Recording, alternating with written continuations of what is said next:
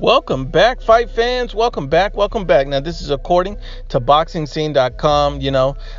Dennis Hogan has stated that a Jaime Munguia rematch is already accepted on their part. They've already stated that Jaime Munguia's management has reached out to Dennis Hogan and offered them a rematch. Dennis Hogan stated that they've already accepted, and it looks like they prefer to have this on a neutral ground outside of Mexico, probably most likely somewhere in America, because it will be aired on the Zone again, when the rematch is all negotiated and set to take place. So I think, because the first fight was so controversial, because so many people felt like, Dennis Hogan was robbed, and because so many people felt like it should have been a draw or a Dennis Hogan win, at the end of the day, I think a rematch is necessary just to see who can adjust better.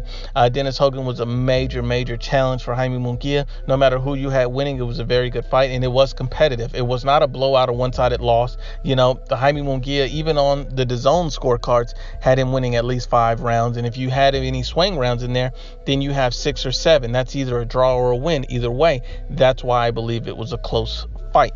But that's just being unbiased and honest about the fight. I think it's an interesting fight, a very good fight, a telling fight, and I think a rematch has to happen for Jaime Munguia to see exactly how good he is. And this is similar to the Jermell Charlo versus Tony Harrison fight, because these guys needed a rematch because a lot of people felt like, Charlo was robbed, but at the same time they felt like Harrison won a hard-fought victory. So since these fights are close, they need to be run back. We need to have clarity amongst the fights, and there can only be one winner. I think Jaime Munguia, for him to have a chance to win this second fight, he has to come in and he has to be aggressive, but he also has to be intelligent in how he cuts the ring off. He needs to listen to his corner. He needs to work the body.